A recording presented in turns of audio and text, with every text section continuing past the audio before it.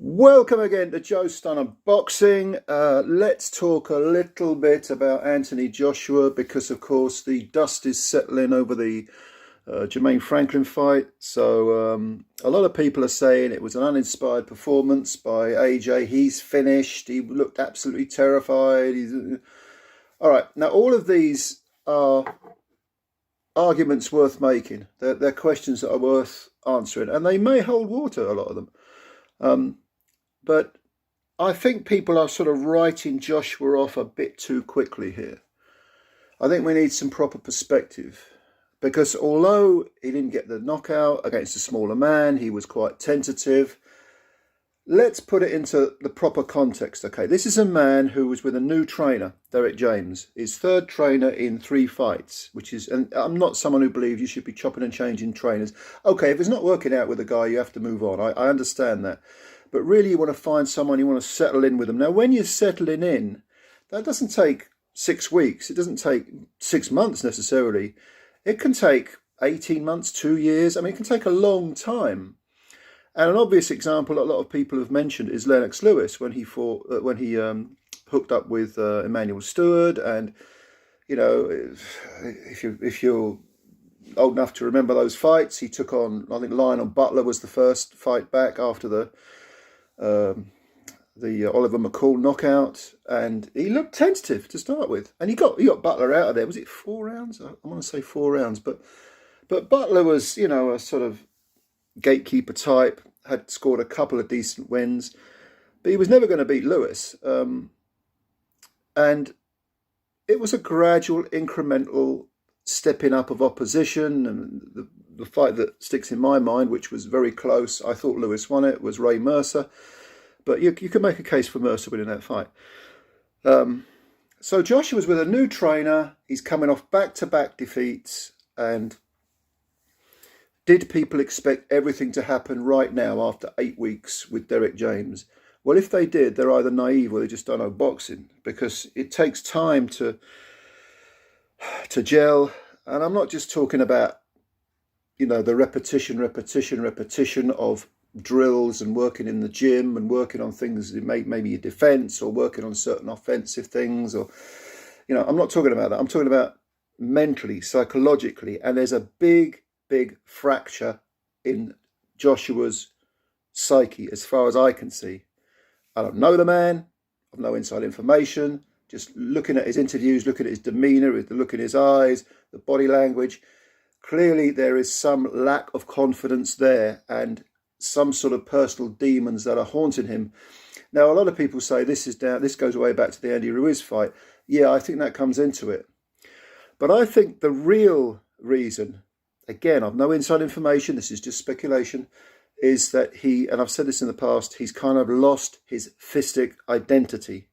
He was a big, strong banger who got found out against Ruiz for whatever reason. And of course, let's not forget, a lot of people think he went in there having been concussed in sparring a week or two earlier, and there were things on his mind, and he didn't look, again, we're talking about body language, facial expression, demeanour. He didn't look good, even in the walk to the ring. And he got found out, he got knocked out, bounced around the canvas. Was he down 3 or 4 times? He came back, he beat Ruiz, he boxed very conservatively, very safely, not unlike portions of the Franklin fight. But if you look at the Franklin fight, of course, coming off 2 defeats with a new trainer, having lost 3 of his last 5, he's going to be a bit reticent, a bit cautious, and he's going to start by boxing conservatively. I was someone who thought this would go the distance, this fight. And although I certainly don't get every prediction right, I was right on the money with this one, the way the fight unfolded as well. I was kind of mystified why people were saying, this is a 3-round, 5-round, 6-round job for AJ. I didn't think that for a second. And another thing about the Franklin fight is that some people have said that was the wrong opponent. You needed to put AJ in there with someone who was, he was going to knock out, like, I don't know, Robert Helenius or Gerald Washington. Gerald Washington, what was he fighting for? I mean, he's taken so much punishment. Every one of his defeats is a knockout, and someone who AJ could just bowl over. I completely disagree with that. I think the Franklin fight was a good fight to take, precisely because I thought Franklin would take him rounds, would be awkward, would be slippery, would ask questions. And Joshua, again, I picked Joshua to win on points. It's not that I thought Joshua would do that 12 rounds and come out of it thinking, feeling elevated and, I've got the confidence back. No, that's not the point. It was a good starting point to work with James because Franklin was slippery, was going to take him rounds, and the things that need to be worked upon were going to be very evident from that fight. There's an old saying, win today, look good later, next fight. That's precisely what I thought would happen. That is what happened. Now, James and Joshua can go away and look at that fight, and James might say, well, your jab was very good, but you need to do this. You should have thrown more right hands, or whatever it is. They can look at it and they can say, okay, this is what we need to do. To put Joshua in with people he's just going to bowl over would A, give him a false sense of security, or B, he's going to know that they're easy people to beat, and he's going to think, why have they stepped me down so drastically? They don't think I'm any good. It's going to actually have an adverse effect on his confidence. So I don't get it that people think a few cream puffs is going to rebuild Joshua's confidence. I don't get that at all. You want people that can ask questions, that can make you illustrate the things you've been working on in the gym. Because in the gym, apparently, Joshua can look like a killer, the killer of old. That's what people have said. Johnny Nelson said that, I think. But to get it back in the ring, under the lights, in the moment, that's a different thing altogether. That takes real confidence and a real fighting instinct and the fighting attitude. And I think the 12 rounds against the 12 rounds against Jermaine Franklin were a good place to start. And yes, it looked unimpressive and people were frustrated. They wanted the knockout and all this. I get all that. But one fight with a new trainer, you can't expect to see everything. There's got to be a beginning. And this, to me, was a beginning. Everyone's saying, oh, it's a new Joshua. Well, if he started again, quote unquote, he's not going to look brilliant, is he? Because you just started again. You've got to work on things. You've got to build yourself up psychologically, mentally, as well as physically, as well as things that you're doing in the ring. It's all a case of time, of repetition,